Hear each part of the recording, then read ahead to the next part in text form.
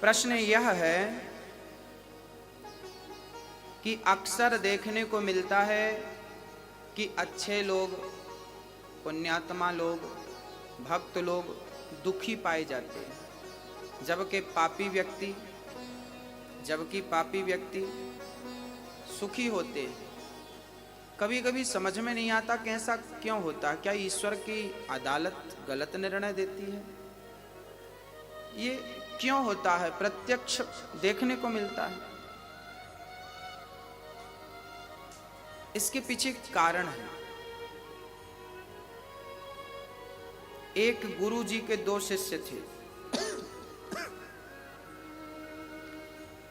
दोनों शिष्य बहुत पढ़े लिखे थे, समझदार थे।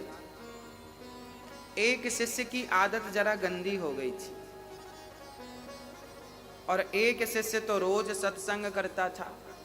जहां कथा हो जाए दौड़कर पहुंच जाता, कथा भी सुनता, कीर्तन भी करता और मस्ती से अपना भगवत प्रेम बढ़ाता। एक तो सत्संग करता और दूसरा शिष्य जो था वो वैश्या के घर जाता था। वैश्या मुजरा करती थी ना, उसे बहुत अच्छा लगता था। जब वो नाचती थी, बहुत सुंदर थी ना वो वैश्या, उसे देखने के लिए लोगों की भीड़ लग जाती थी। आपने भी देखा होगा, आज भी गांव में कथा भागवत सुनाने, अभी हम कथा सुनाने गए थे बिहार में, तो वहाँ लोगों ने बताया कि महाराज जी कथा में इतनी भीड़ नहीं है, इन गांव वालों को पता बस चल जाए कि कोई नाचने वाली आई है तो सबसे ज़्यादा बूढ़ों की भीड़ लगती है। ये बूढ़े लोग ना पता नहीं क्या देखना चाहते हैं, इनकी आंखें बड़ी प्यासी हैं। बहुत गंभीरता से समझिएगा, ये जो आंखें हैं ना आपकी, शरीर पूरा होने को आया पर अभी तक देखने की इच्छा पूरी नहीं हुई। आज भी मुजरा देखने का मन कर रहा है, आज भी नाचने वाली को देखने का मन कर रहा है, आज भी सुंदरता पर मन लट्टू है।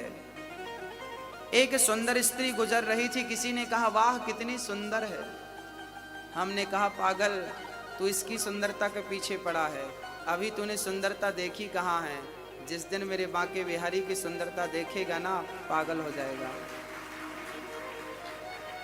ये दुनिया हमें तब तक ही अच्छी लगती है जब तक हमें भगवान का स्वाद नहीं मिल जाता, और मिलने की देर है, केवल देर है। एक शिष्य जाता वैश्या का नाच देखता, जबकि दूसरा शिष्य जाता तो वो कथा सुनता। एक दिन वैश्या के घर से लौट रहा था शिष्य, तो सिर्फ रास्ते में सोने से भरी एक पोटली प्राप्त हो गई। रास्ते में सोना मिल गया ढेर सारा।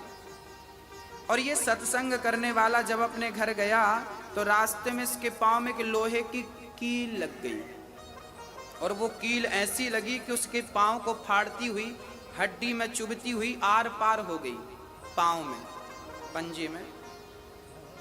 अब वो लंगड़ाता हुआ गुरुजी के पास गया। गुरुजी, भगवान का न्याय कैसा है?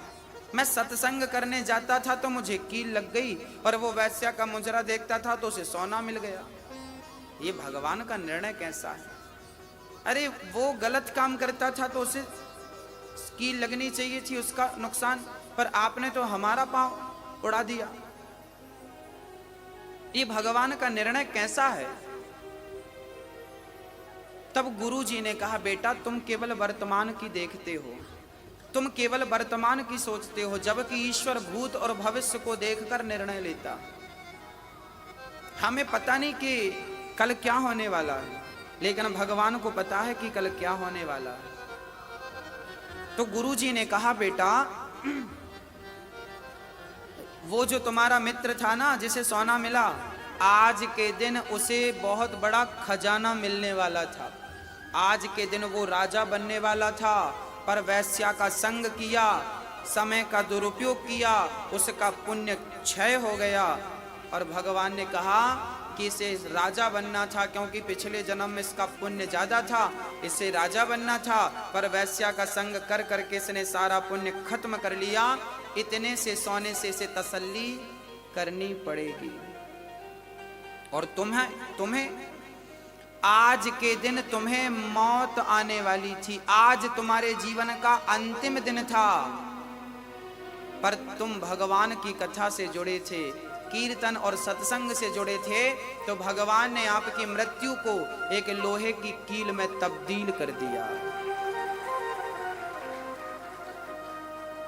ये परमात्मा का निर्णय है जो सब समझ नहीं पाते, सबके बस की बात नहीं है। जीवन में जब दुख आए, जीवन में आपके, मैं आपसे बात कर रहा हूं, आपके जीवन में जब कोई भी दुख आए तो समझ लेना कि ये आपकी बहुत बड़ी, आप यदि ईश्वर से जुड़े हैं तो आपका बहुत बड़ा संकट परमात्मा ने छोटा सा करके निकाल दिया।